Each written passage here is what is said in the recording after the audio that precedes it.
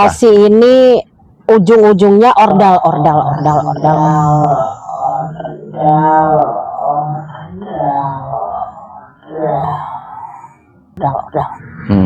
Jadi kalau kita nggak punya ordal terus bagaimana?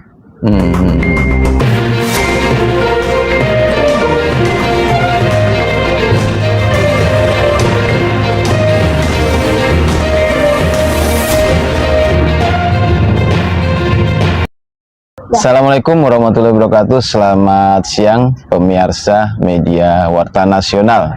Saat ini saya sedang berada di sebuah taman di kawasan Menteng, Jakarta Pusat. Akan berbincang-bincang dengan salah satu tokoh perempuan Indonesia yang orangnya wah luar biasa pokoknya ya. Luar biasa militan begitu. Dengan siapa dia? Nah, ini dia tokoh perempuan kita, yaitu Ibu Hilda Basalamah. Oke, apa kabar Bu? Alhamdulillah. Sehat ya? Sehat, alhamdulillah.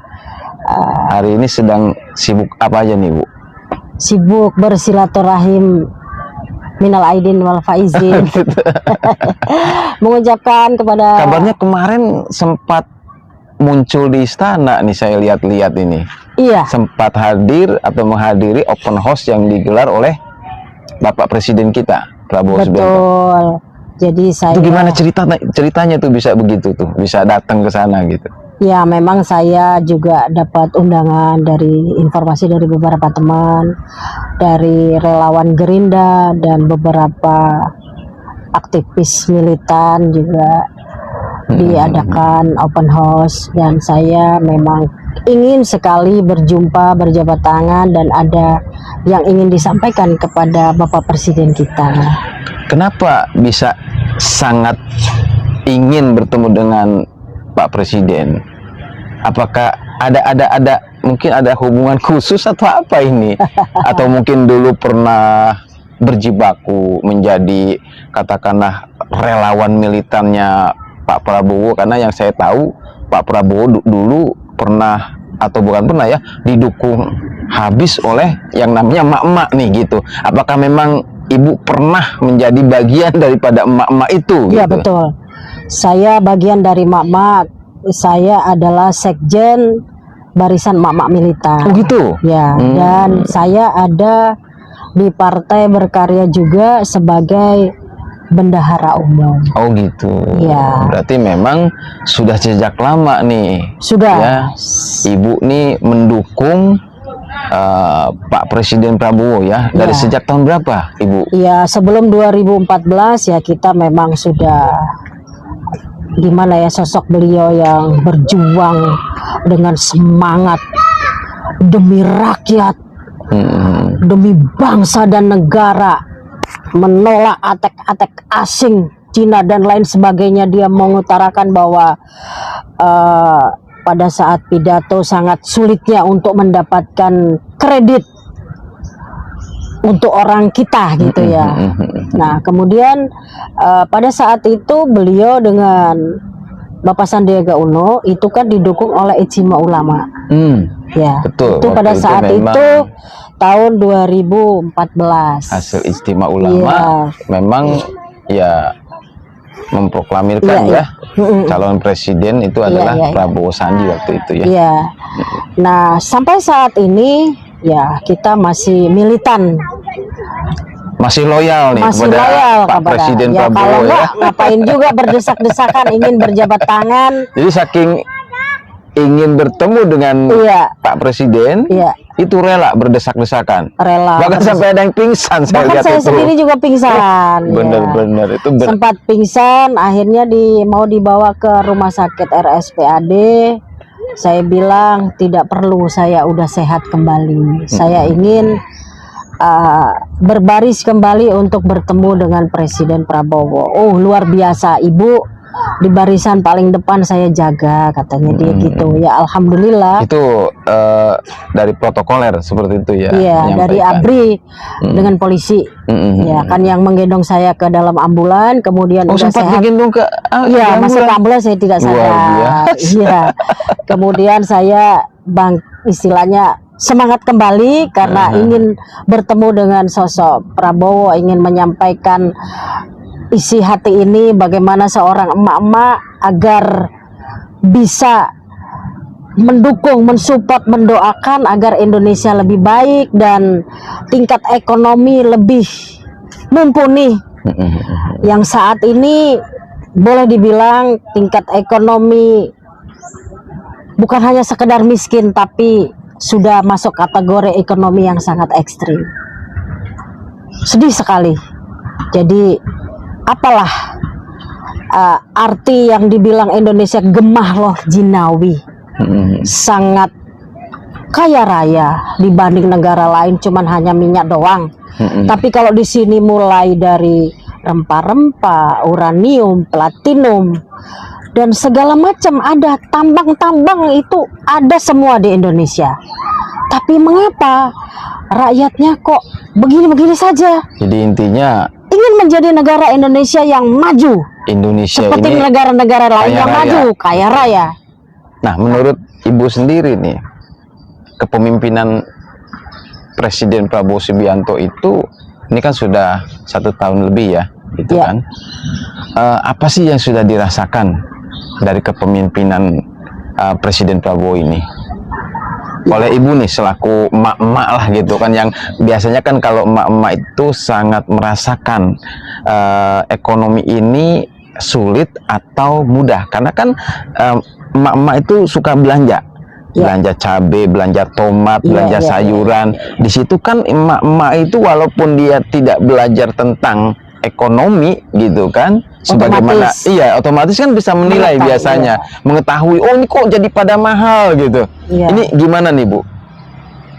Ya, untuk sampai saat ini kalau dibilang perubahan yang drastis banget gitu belum ya. Oleh karena itu saya sebagai Sekjen emak-emak militan ingin ada perubahan. Intinya bagaimana yang program beliau sampaikan kepada seluruh rakyat Indonesia seperti Koperasi Merah Putih. Ya, betul, ada program. Nah, itu bagaimana kita ini mau kemana sih bergabungnya? Dan siapa yang bisa diajak berkomunikasi? Bahkan kabarnya dengan adanya program Koperasi Desa Merah Putih, Alfamart dan Indomaret juga akan ditutup ini. Alhamdulillah sekali. Itu ada kalau berita, memang ditutup, alhamdulillah. Bahkan sudah disetujui oleh Ketua DPR ya. Alhamdulillah, karena yang lain nggak kebagian. Setuju nih. Oh, setuju sekali. Gitu ya. Alhamdulillah, kasihan dengan rakyat-rakyat yang menengah ke bawah ini nggak kebagian mau dagang apa, karena dunia perdagangan sudah dimonopoli dengan ya entahlah siapa itu orangnya, yang penting kita lihat seperti itu ceritanya. Gitu ya. Iya.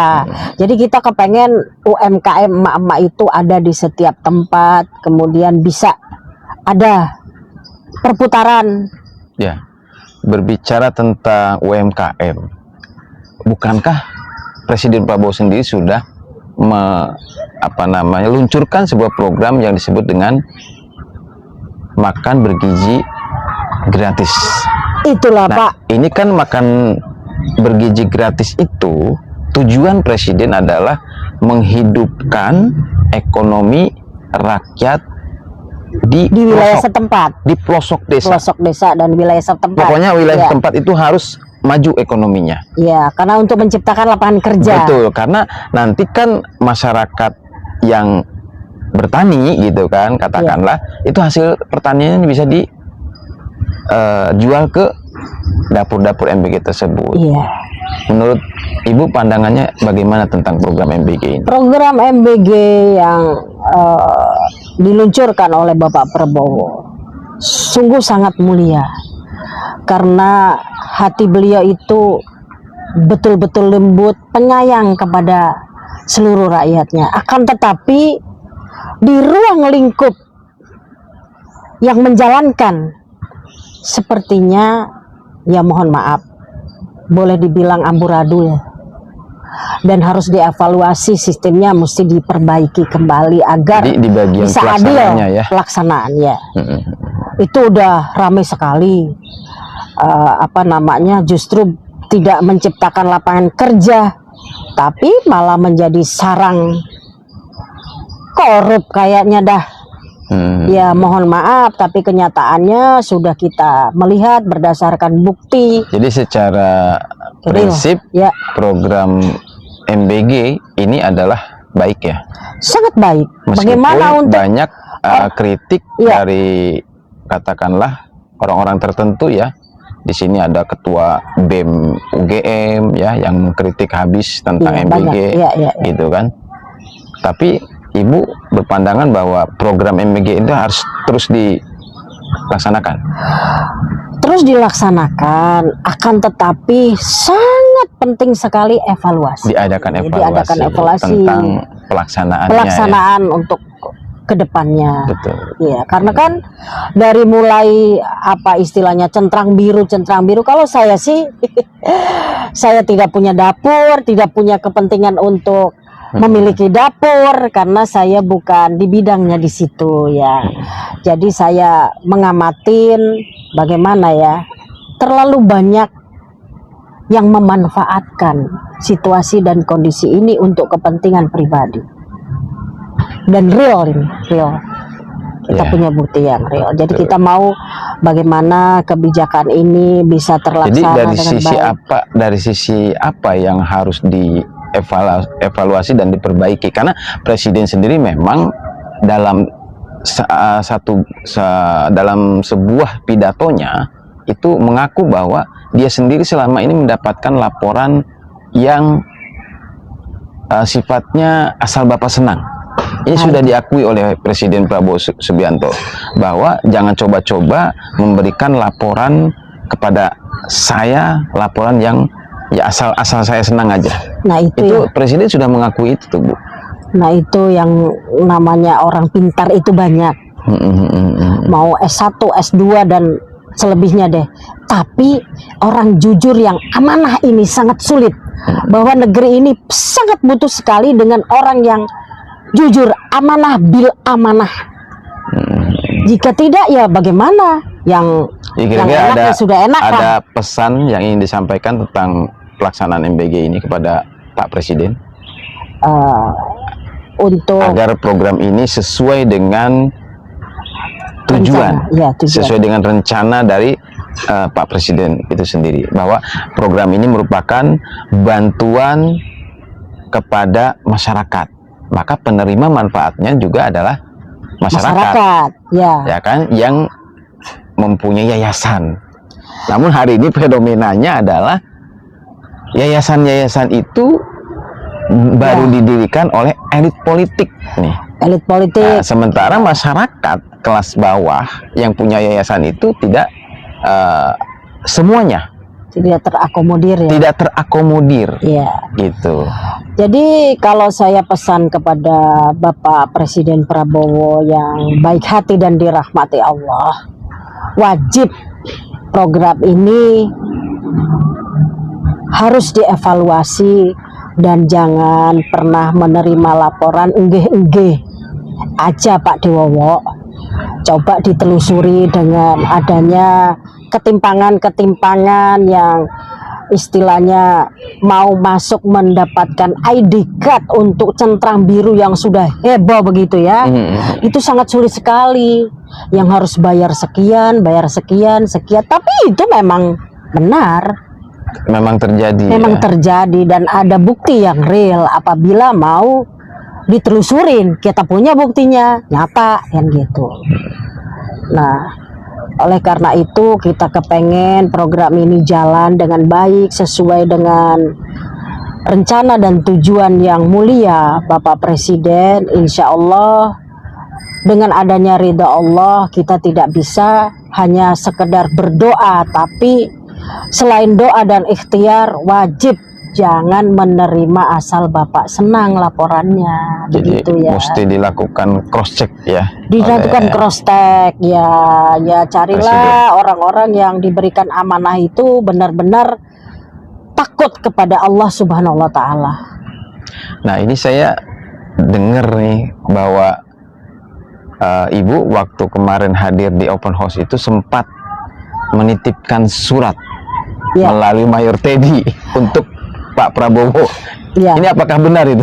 Saya memang membuat surat cepat karena saya berpikir menyampaikan sesuatu kepada Bapak Presiden pastinya tidak sempat karena saking Tidak mungkin ya. tidak mungkin karena berbicara langsung. tangannya Bapak Presiden itu dua-duanya menjabat tangan beberapa manusia, rakyat seluruh Indonesia Ratusan sini ya, ribuan gitu ya ya. alhamdulillah dengan humble menerima seluruh rakyat, menikmatin makan, mendapatkan bingkisan, happy sekali, full happy, alhamdulillah. Saya punya inisiatif sembari saya jalan, waduh kayaknya saya harus menulis surat dadakan. Surat dadakan itu intinya memperkenalkan saya sebagai Sekjen Emak-Emak Militan dan sebagai bendahara berkarya di DPW DKI pada saat itu. Saya memberikan nomor telepon saya, bagaimana Indonesia bisa maju begitu saja. Kemudian saya kasih nomor telepon saya karena birokrasi. Kita ini mau kemana? Mau menghubungi siapa? Karena kan selalu kalau urusan birokrasi udah sangat sulit. Bukan hanya urusan keistimewaannya. Sedangkan hidup ini adalah komunikasi. Menghadap sama Allah aja itu adalah komunikasi. Hablum minallah wa hablum minannas. Bagaimana kalau kita tidak bisa berkomunikasi untuk niat baik kita? Menyampaikan. Jadi apa yang kendala yang dirasakan yang tadi yang birokrasinya itu dirasa berbelit-belit. Itu dalam hal urusan apa, Ibu? Kayaknya hampir semua urusan ya birokrasi di Indonesia. Ya mungkin lebih spesifiknya, mungkin Ibu ada sesuatu yang sedang dituju, memperjuangkan sesuatu, namun itu kandas dalam tadi ya birokrasi yang Jadi berbelit. sekarang itu Contohnya birokrasi ini ujung-ujungnya ordal. Jadi kalau kita nggak punya ordal terus bagaimana? Kan begitu. Nah, orang-orang yang ada duduk di pemerintahan, para anggota dewan, baik di DPD, DPR RI, dan MPR, tanpa dengan menyambungkan dengan rakyat, pasti ada kesulitan. Rangkulah rakyat ini yang berpotensi, yang membantu untuk program-program pemerintah. Jangan dipersulit. Sulit sekali. Kalau kita nggak ada orang kenal dalam, nggak itu berapa surat tidak pernah dihiraukan. Berulang kali. Pernah bersurat. Oh, sudah pernah. Saya tidak pernah menyebutkan ke siapa-siapanya. Pernah. Kayak kita ini bagaimana gitu loh. Berkirim surat apa contohnya? Ya audiens. Sampai sekarang juga nggak dihiraukan. Dengan kan pihak gitu. mana Ibu pernah mengirimkan surat DPR. untuk audiensi? DPR. Terkait hal? Ya, kita mau membahas tentang UMKM, Tentang tentang UMKM. pergerakan, bagaimana apa namanya untuk kemaslahatan umat lah gitu. Oh, berarti Ibu hari ini sedang fokus bagaimana menjalankan sebuah UMKM. Inginnya seperti itu. Gitu ya. Iya. UMKM kan seharusnya difasilitasi oleh Kementerian Koperasi ya. Ya, saya juga teman itu Pak Ferry Julianto, sama-sama aktivis. Kenal ya langsung. Kenal juga. Tapi kan sulit juga. Kita harus kemana nih? Koperasi Merah Putih harus kemana?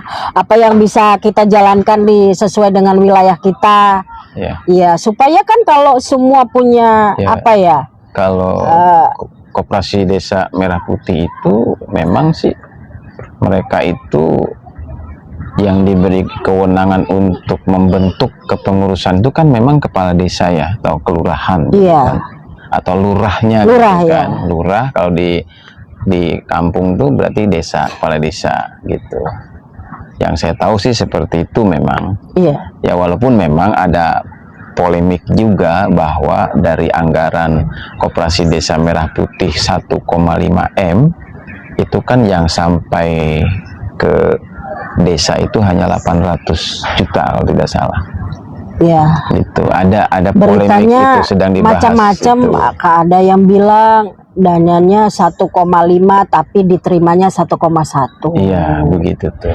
Jadi bagaimana yang benar? Masih, Kita ini artinya sebagai rakyat. memang ada polemik Ya, tentang anggaran Koperasi Desa Merah Putih berapa sebenarnya. iya. Karena ini sudah dibahas juga di DPR kan tentang Justru anggaran itu ini. Pak, kita kan butuh komunikasi. Siapa yang tepat yang mau diajak komunikasi ini? Sedangkan kita yang punya nomor teleponnya aja langsung sulit.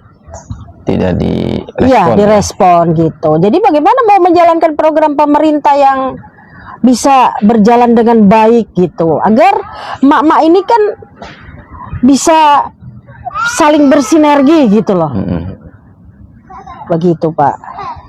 Jadi mungkin di akhir kita bincang-bincang ini ada hal yang mau disampaikan oleh Ibu Hilda kepada Bapak Presiden Iya. Prabowo Subianto.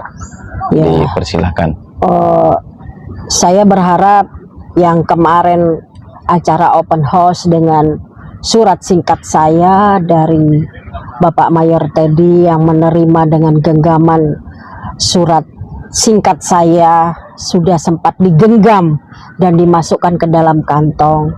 Yang saya terharu, ya Allah, semoga hal tersebut bisa nyampe kepada Presiden, insya Allah, karena kan berniat baik untuk kebaikan seluruh umat. Bukan saya memperjuangkan pribadi saya sendiri, tapi untuk semuanya, begitu. Jadi Terima kasih dengan Bapak Mayor Teddy ya. Terima kasih sudah mau menerima surat saya pada saat di Istana Negara. Mudah-mudahan pesan dari Ibu ya didengar oleh Presiden kita Bapak Prabowo Subianto.